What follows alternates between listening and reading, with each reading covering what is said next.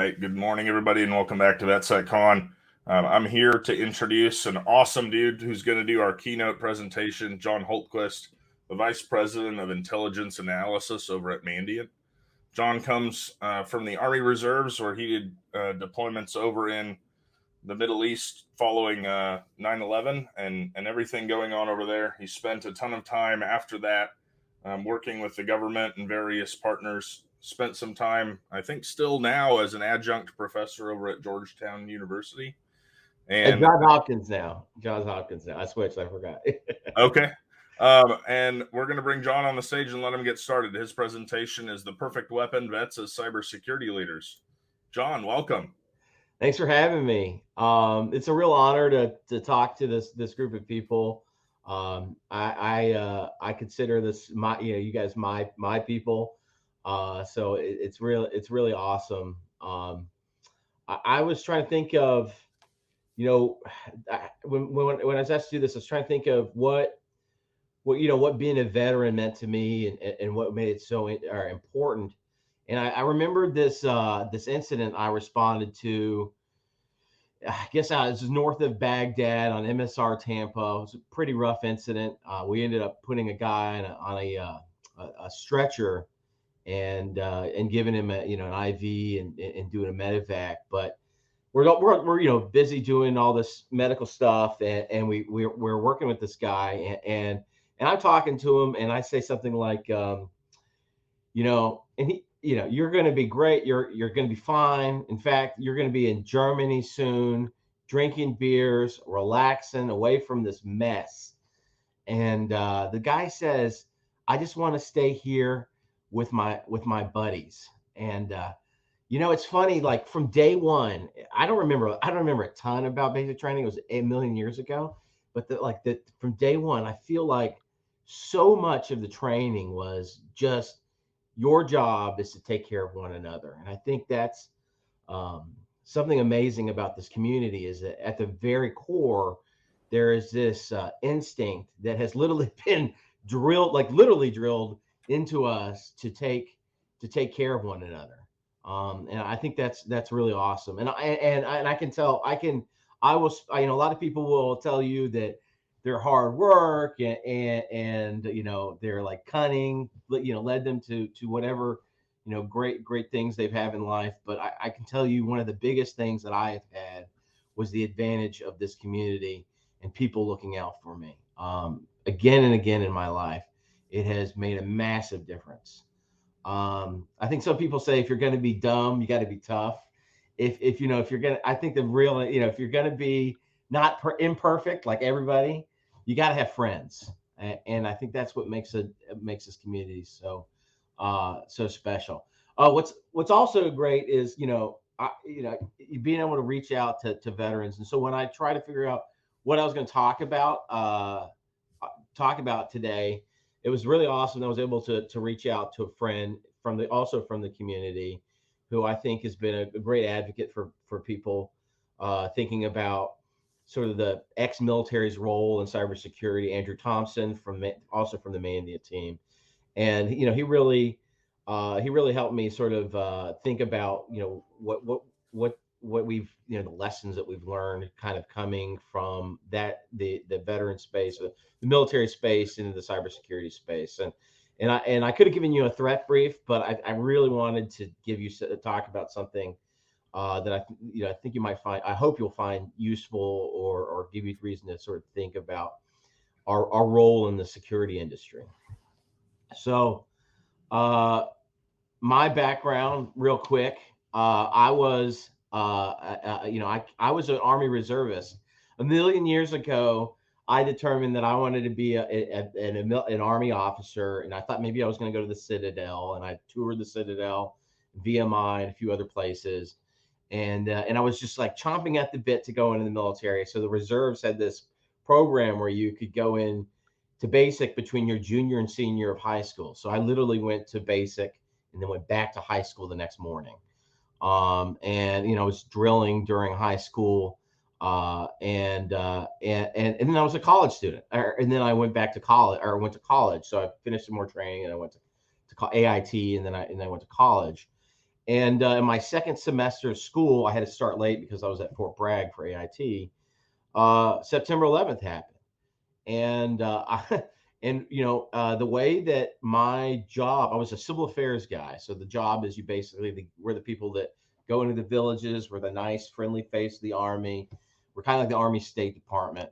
And the way that they used to do it is that the entire active duty component was all these really high speed special forces guys. They're all 18 series, really badasses. So 2002, I like land in Kandahar, and we drive in,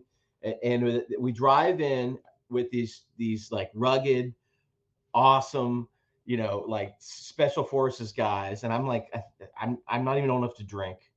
And it was an incredible education for me. I learned a ton. I learned about intelligence. I learned about being able to walk into a village where people want to kill you and making friends. I learned about intelligence work. It was really amazing. And it sort of, I honestly, it set me up for success in the future. Went back to college. I think we got 9 months in, or got 9 months home. I was right back into the deployment. This time this time mostly in Baghdad and a little bit north of Baghdad. It was an incredible experience. Even as a reservist, I got to learn a lot. But I think that one of the biggest lessons I had to learn, or the toughest lessons I had to learn out of that experiences, was transitioning. Right. The weird thing about being a reservist, especially in a wartime, is that you don't really get a garrison time. They let you come home and then you go home. Right. You are back in the civilian world, and and you are released out into the space. And I remember it being okay after Afghanistan, but by the time I'd gotten back from Iraq, it was a rough transition, right? I had spent 2 out of 3 years at war. We did missions outside of the wire every single day. I got shot at, blown up, and all that fun stuff, and kind of saw it all. And it was a tough transition. And and then the military had no idea how to handle any of this, right? If you guys look at history, I don't know if any of you guys know people from former wars, beyond our sort of generation, but I have a great uncle who came back from World War II, and he did not transition well. Didn't know him very well. I remember going to his funeral, but what I was told is that him and a lot of veterans came back, and they sort of they sort of drank themselves to death. It was a rough time, and they never really figured that out. I ended up having to talk to somebody, like a therapist, about transition issues and stuff like that. Let me tell you, it was one of the best decisions of my life. It was wonderful. I think I know the military is better at that, but it's an important decision that tell people to do for themselves. Take care of yourself. It can change your whole life, and I think it set me up for success. Right, I was ready to move on and sort of succeed in other areas. So um, let's talk about what makes veterans so good at cybersecurity. I wanted to focus on a few areas. The first one is that we are mission oriented. Um, it's what's really cool about security. It's like it's a mission. It's not just a job. I know that sounds like those old '80s Army advertisements, but it's really true. Most people get up and go to their job every day, enjoy the perks, and maybe they make good money, but they don't always. A lot of them don't necessarily get the benefits of feeling like they're responding to a calling, and you can really get that here in this space. And as somebody who comes from the military, which I think a lot of us feel is a calling, right? I ended up in the military joined the military as soon as as humanly possible, because I felt that calling my whole life. It's a really good. It's very similar feel thing for a lot of us. And you know what? There's a lot of higher purpose in defending a network, right? You're like network defenders of all sorts. I'm talking about not just the guys reading the logs, but of all sorts that are involved in that operation in cybersecurity are essentially a incredibly important part of national security. You're the front lines of cyber defense. If Cyber Command goes out tomorrow and starts picking on another country, right, and that country decides to respond, they're not going to hit Cyber Command. They're going to hit your organization, right? You're in the front lines. You are absolutely, responding to a serious mission. Also, I think that this job. I think one of the great things about this job is that it is really, really, it's really cool, right? I think we are in a world where we deal with spies and criminals every day. We spend our time essentially trying to defeat them. Not everybody gets to live a life that is that awesome. Honestly, a million years ago, I was working at a government contractor, and they sent me over to the State Department temporarily to work as an editor to basically edit the papers that were coming out of State Department offices on cyber threats. And I'm reading these things, and it's like China's doing this, Russia's doing this, and there's all this hacker stuff, and this is like crazy. And honestly, I started reading these papers. I was like, I'm going to start writing my own papers, and I did. I started writing my own intel reports, and they liked them, and they kept me there. Right, I was supposed to be there temporarily, and so literally my start in cybersecurity began after just sort of recognizing how awesome this work is. And I think you guys, that's something that probably drew us to the military for the exact same reasons. What does it mean to be mission oriented? I actually kind of the internet try to find like a good example, and I hated all of them. So what I think it really means to me is it means you're committed to the mission objective. Not everyone outside of our little space or our world thinks about the mission objective the way that we do, right? They often, a lot of people are out there to take care of themselves. So a lot of people are there sort of checking boxes all day. But security is a job with a really clear objective, which is to keep the adversary out of the network. People who are mission oriented also tend to be better at managing a problem like security.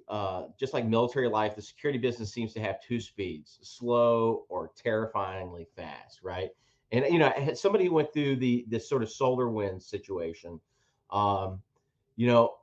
we had to rely on a lot of people to work every day on this problem. And honestly, if I didn't know that my teammates were so mission oriented, I wouldn't have been able to sleep. But I could, because everybody on our team, when it came to that problem, was mission focused. And you don't find those people aren't everywhere, right? But there's a lot of them in our business or in our community, and it's a great place to find that sort of talent. It's just really one of our superpowers as veterans that a lot of people assume you are already mission oriented. But here's what I want to sort of think about these things two ways. There's a downside to sort of the mission oriented concept, right? And the biggest one, I think, is the concept of burnout. And you hear a lot about that these days. That's because a lot of people, there's been a lot of security incidents, a lot of problems. It's a tough job. There's a dearth of skilled workers.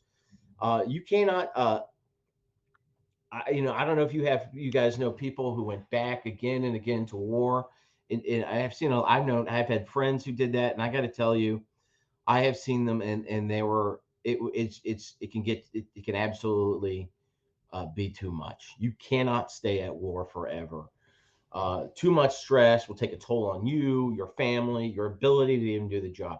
You cannot do the mission if you do not manage burnout, right? If you do not manage stress. So you have to manage yourself. You have to manage the people who work for you, right? We'll talk about leadership in a second. Watch it with the side hustles, right? That's something that gets me. I love a little side, like a little fun side thing. Those things will take over your life. Find things outside of the security space for fun. find leadership that respects your limitations, right? Or respects limits. If they don't respect limits, find new leadership if you can, and seek help, and encourage others to seek help. The days of like treating people like assholes when they sought help, those days have got to be over, because we can't fight that. This is like a never ending problem. It will literally go on forever. There are no mission accomplished here, moments on, mostly. So you've got to be prepared for ready for the long haul. Let's talk about leadership culture. So I remember this sergeant major, I think maybe it was like AIT or something. And this guy was like, what separates the U.S. military from all these other militaries is that, is that we are all leaders. You're trained as a member of our military to be a leader from the get-go, right? And that's just not the same everywhere you go. I think you're seeing that in Ukraine right now, in the war with Russia. You'll see Russian troops just be absolutely, flee the battlefield once they lose their leaders. It's just not how we've been built to operate. I remember going to school for leadership in the military before I was old enough to drink, right? And it was like a month long. Companies struggle to train leaders, right? There's no time, no budget, and they certainly don't go send you to a month-long course or 2-month-long course at every level like we did in the military. Usually people are promoted for technical proficiency rather than leadership ability. Lean on your leadership experience. It's a huge value that you bring. And leadership is essential to security work because we're making, important calls all the time, right? People have to be responsible all the time. People have to recognize when they need to raise an issue another level, or when they need to make a call that's going to be on them. I can tell you, as somebody who's worked with people from both sides, people who don't have that military background tend to struggle with this, right? They don't know, when is it that I need to go and get permission. You'll find some people who will just ask for permission all the time. They don't know when it's their turn to make the call. Somebody with that experience dealing with that stuff, when to ask leadership, and when to sort of operate on your own. They're much better in that situation. Be a great leader. Great leaders are powerful, right? I've worked for Power One. I've worked for Poor Ones. I have an amazing leader now. I cannot. There's so much that inspirational leadership can accomplish. I work, at the very top. We work for Kevin Mandiant at Kevin Mandiant, or I'm sorry, at Mandiant, and I know, because of his leadership, that if I do the right thing, that I will always be taken care of, right? He's established this culture of that, right? And that makes a world of difference. Can you establish a leadership culture?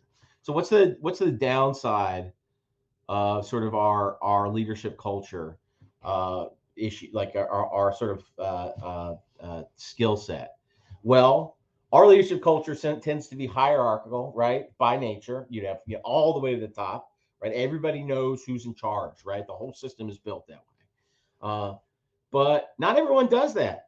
In the tech world, you see a lot of more flat organizations that operate by consensus. You got to be part of a committee, or you have to run something by a lot of people. You have to essentially practice diplomacy to get decisions made.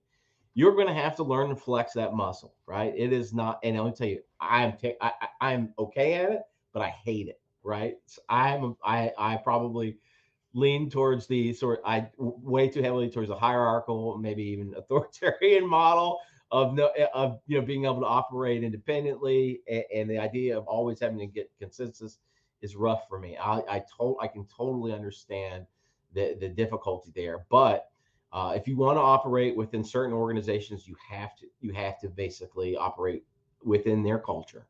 You have to figure out a way to still use your leadership culture values, or your knowledge of the space, but operate in their space as well.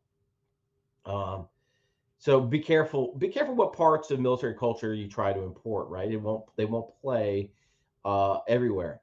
Also, that's a really good important thing for understanding how to deal with your own subordinates, right? I listen.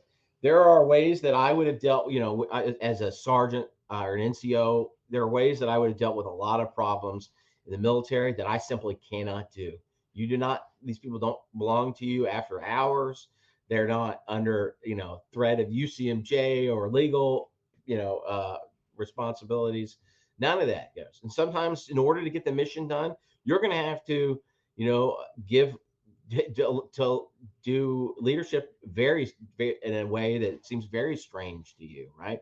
You're going to have to give people certain leeway that you don't necessarily don't want to do, but that's honestly the reality of operating in some of these places. You're gonna have to figure out a way to sort of balance what you think is the right thing to do with what is necessary to get the job done.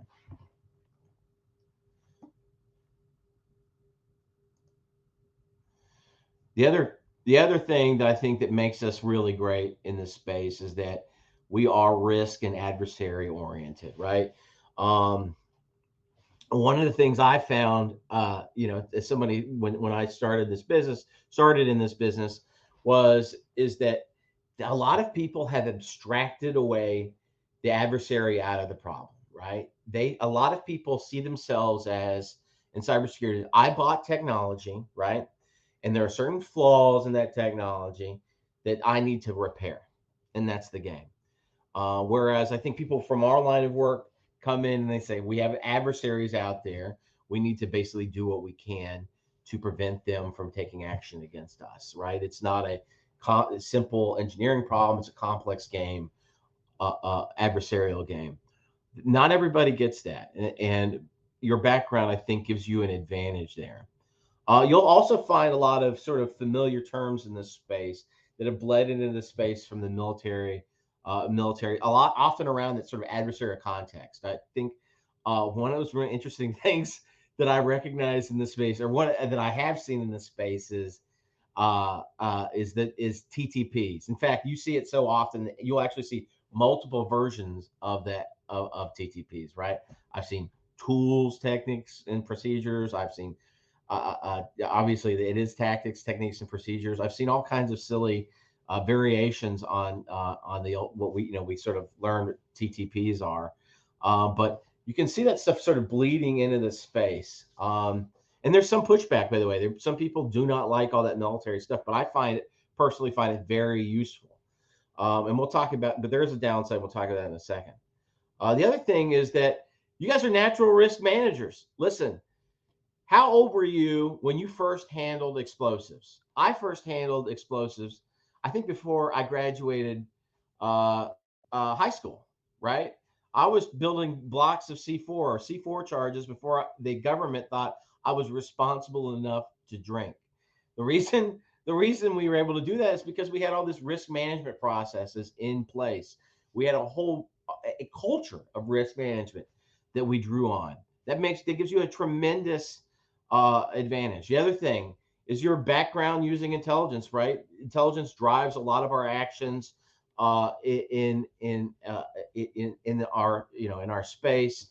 We're used to using incomplete information. That's another problem I think a lot of people without our background struggle with: incomplete intelligence, incomplete information. Listen, I was in the Army. I never operated with complete information in my life. It just doesn't happen. It's not realistic. Can you make decisions with what you have on hand? Also, adaptability, right? This is a problem you constantly having to adapt. A billion years ago, I was in Baghdad. I was deployed, or I was basically, went from Afghanistan, where I was basically running around with the SF Bubbas, to Afghanistan or Baghdad, where I was running around with the cavalry. And this cavalry unit was built to fight the Russians in Germany. That's what their job was, right? And they had to learn a whole new way of fighting the enemy right there, right on the spot. Um, you have to, but if they didn't, they weren't going to survive that place. Adapt or die, and I think that's a real important lesson that we've learned, especially fighting the crazy, sort of scenario that we were in for the last 20 years. Um, so that's a downside of our sort of background here.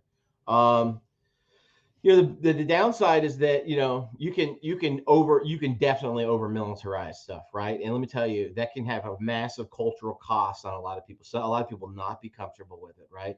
You've got to meet these people halfway, or you will not you will lose them. Risk management is not the whole business, right? It is a part of a for most organizations. It is only a part of a much bigger consideration, right? If your risk management is going to sink, you can't go in and say we need all this stuff. It's going to sink the budget. It's not. It's a no go. You have got to learn to recognize that there are other considerations at all times. And if you don't, your recommendations simply won't be taken seriously. Another thing that I have, not necessarily struggled with, but it's always been I've been very cognizant of, is you got to be careful not to be a negative Nancy, right? If you are the risk manager, right? If you are the adversary focused person, and every message you deliver is no, or you're going to break this, or we can't do this, or it's costs on everybody, you're going to find sooner or later that people will stop listening to you, right? You have got to be proactive. Even if you're a risk manager, you've got to be proactive and meet people halfway. And the last thing is, we don't take the fight to the adversary mostly outside of the government space, right? Our job is to defend. And sometimes I see some sort of over aggressive approaches to security. I think you should definitely, track the adversary wherever they go. I think you should find ways to get any kind of benefit, but we're not in the offensive. In most cases, I don't know where everybody's come from here, but be careful not to sort of confuse, what you could do on the military side and what your responsibilities are on the civilian side. Just responsibility on the civilian side is to reduce risk, and that usually means, keeping the adversary out of reducing contact with the adversary. So I've got final thoughts here, and I think we have some time for Q&A. Here's my final thought, and I really have one. A long time ago, I was leaving college, right? And I don't know. I wasn't. I don't think I would. I had a decent idea of what I wanted to. I had some idea what I wanted to do, but I don't think I had. I had it in me to, or I was ready to sort of pursue it the way I needed to do it. I probably had a bit of a chip on my shoulder about my service and what it already felt like I'd accomplished, right? And what I thought I sort of almost maybe I thought I deserved as a result of that. And it was a veteran, or it was my Army buddy who said, you've got to keep pushing out there, right? Before, after he was the commander of the Continental Army, George Washington was the president, right? Your service is an amazing, remarkable accomplishment, but there's no reason it has to be your last remarkable accomplishment. And there's no reason it has to be your most remarkable accomplishment, right? There's a whole world out there that you can still conquer. There's a ton of adventure left. So don't miss your opportunity to leverage this incredible experience, to move forward and conquer new problems. So I think we have some time for questions. You guys can ask me about what I just talked about, or you can ask me about cyber threats or whatever, if you'd like.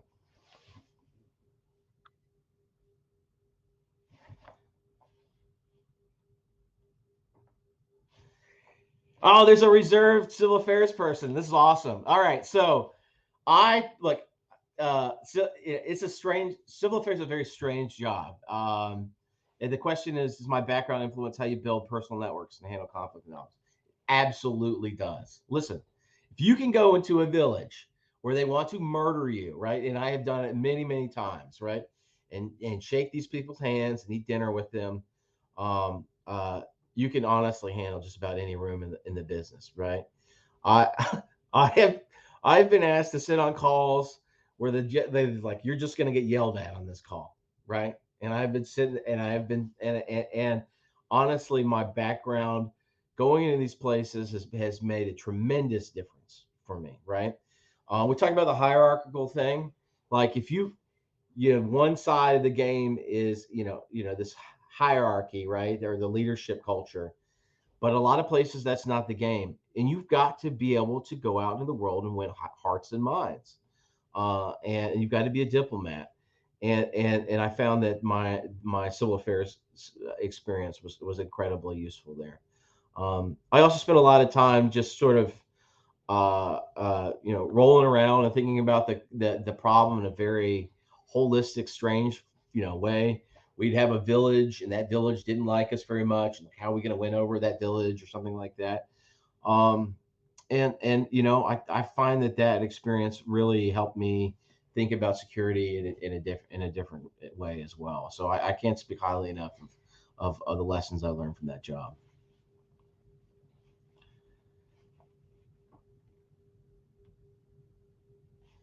Uh, Great question. So, what's the best piece of advice to give veterans transitioning into commercial cybersecurity roles?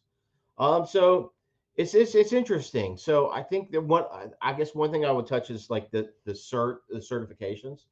Um, I There's sort of a back and forth of whether they're worth it. I think a lot a lot of the value of certifications, if some of these certs, is that you just learn a lot, right?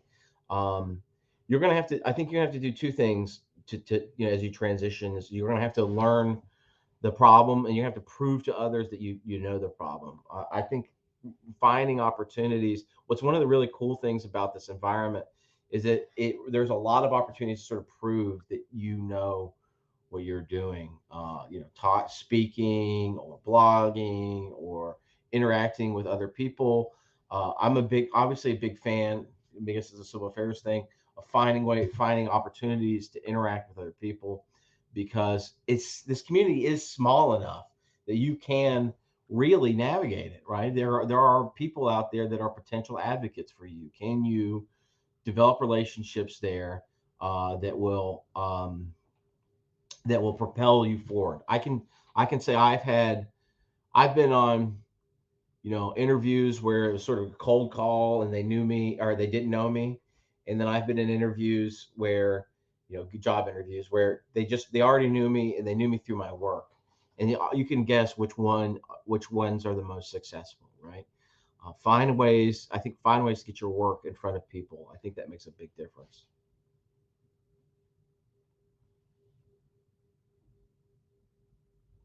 Quickest path to 150K. That's a that's an interesting question. Let's see. I think there are certain skill sets that are probably pay more, at least in my side of the business. The reverse engineer I think reverse engineering skills are like they tend to be the more difficult skill sets, and more difficult to acquire, more difficult to find, right? And so obviously having those skills gives you a greater advantage. um so I think that's a great way to sort of focus. I think uh obviously being able to mix technical skills and non-technical skills make also give you sort of an advantage. Sure, you can break down a lot of stuff, but can you communicate it? Because if you can't, I think you're missing half the game, right? So I also think that makes a big difference. I can tell you another thing that I learned from inside, growing inside a business, is that a couple things that I think really make a difference is being a problem solver, right? I can, if you can step into some of the most successful people I know, there are people I work with that are just exquisite problem solvers, right? That at the leadership level, they can walk in and just find a solution. It's what they do. I've seen there's other folks I work with at the leadership level who I have seen constantly create opportunities for the business. They just go into a room and they have conversations, and then they see ways to connect those dots. Those people do very well, very well. My own success, whatever success I've had has been able to communicate what we know. Find a skill set like that, though. Find a skill or something that separates you and invest in it. I think that's the other thing. I've recently done some executive education, and one of the things they sort of focus on is like, find something that you're good at, and then get great at it. And that's what it's one of the pieces of advice that has really changed my life. Find something you can do well, and then invest in it, push on it. I think, and it will, the way that the people that I did this education thing with, they explained it is the tent pole from your success in that one area will raise the rest of the tent anyway, right? So think about it that way. And that's one way to think about it. This question. So I was in the Army intel. I spent a lot of time dealing with a lot of intelligence people. I did a lot of, as civil affairs guy, you spend a lot of time talking to locals, and that obviously means you collecting a ton. And so I ended up working with the Army CI guys a lot, and then some of the government intel folks. But as far as communicating, I think a lot of what I learned. I went to a liberal arts school, and I got a degree in political science, and I found it to be extremely useful.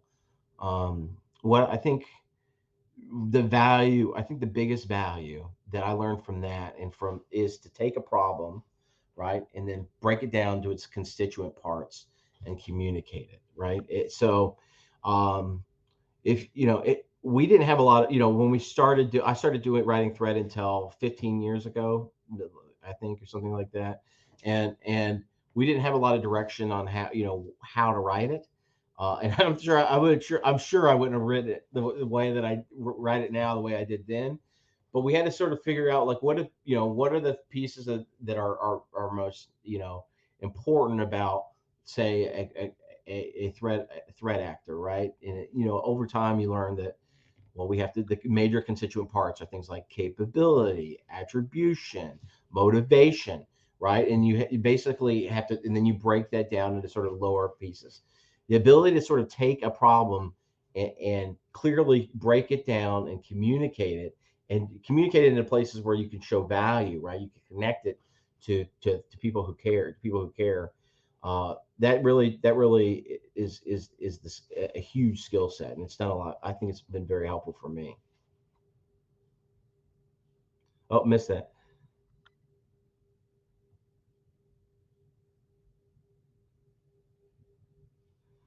Sam, great question. So it's not like a lot of these problems are not like, someone will get hurt or die. These are problems that someone will lose money. And listen, risk management, like, if you can, the risk management, they understand that at the board level, right? So how do you connect, dollars and cents to what, that the adversary problem? Well, I think one is that when you're looking at the risk management problem, there's an interesting sort of two pieces to this problem. One is with the adversary piece, right? Which used to be, by the way, completely ignored. You cannot do risk management without understanding the adversary. So that's almost an external piece. And then there's an internal piece. And so I can't give you perfect risk management advice. As somebody, an expert on the adversary, or having that expertise at my fingertips as a member of Mandiant, I can give you great information on the adversary. I can tell you about his targeting and what he means to your sector and even your organization. But at some point, you have to connect the dots between that external information to your internal disposition, right? What is this going to cost us? How important is it that we can roll out this product? How important is it that how expensive is this IP? If we get hit with ransomware, and how much of an effect is that going to have on my customers, right? Are the customers going to abandon us? Once you can connect the adversary, and with the adversary, I usually think about in terms of motivation, that is their likelihood to hit you, and capability, their ability to do that. And you got to connect capability to your own organization and what you're doing and what's going to be affected.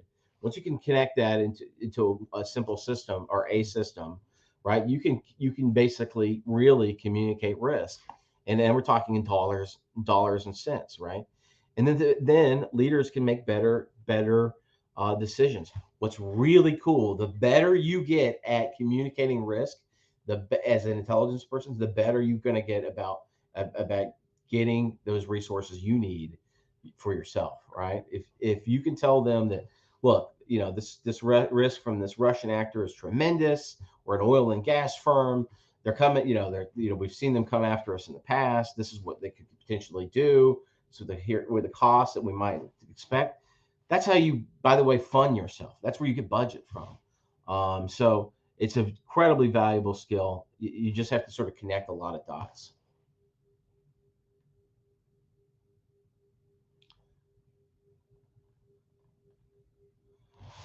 Great question, Jaron. So, non-technical people. Listen, my background immediately wasn't technical. I sort of picked up a lot of stuff. I tend to think of really successful teams as intel teams, especially as sort of the superhero teams. You've got like there's always like the really strong guy, like the Hulkish type player, or the Thing or whatever, and then there's like somebody that lights on fire, and then there's somebody that stretches.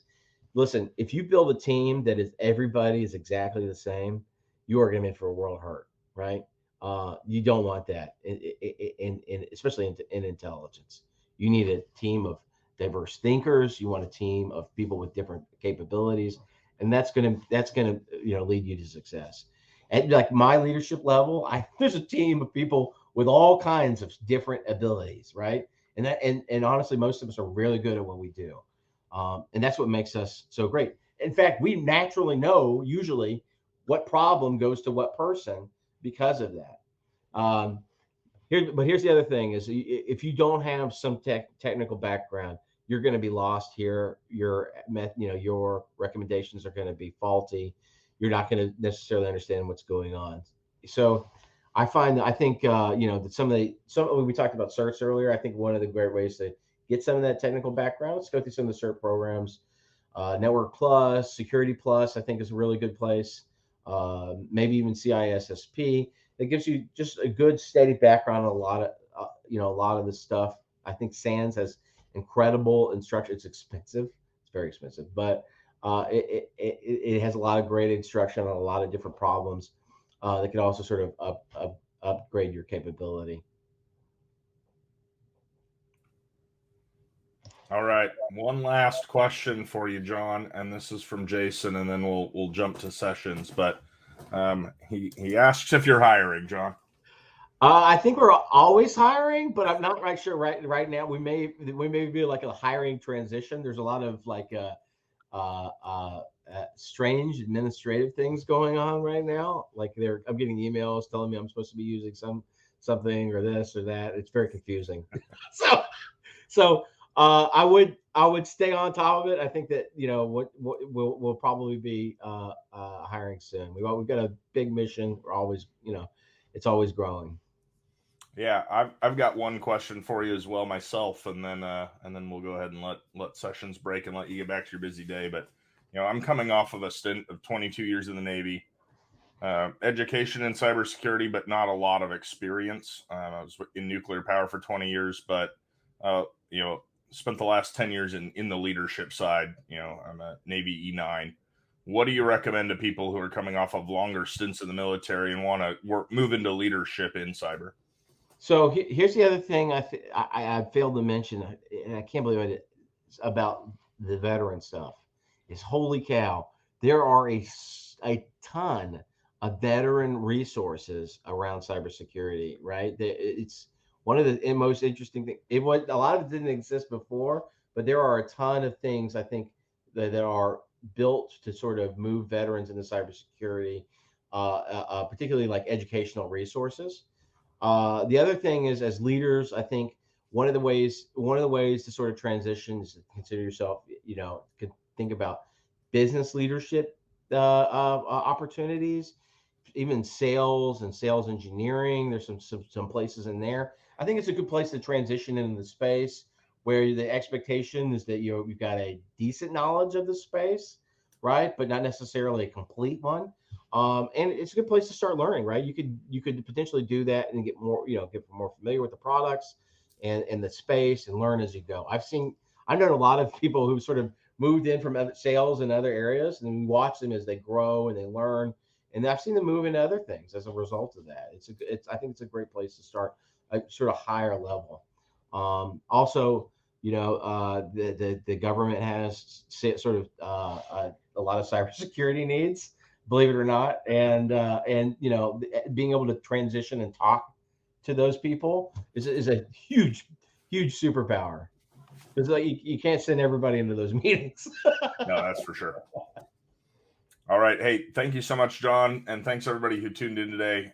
Please jump over to sessions if you want to continue your foray here at VetSecCon, and have a good day, everybody. Thanks. Thank you, everybody.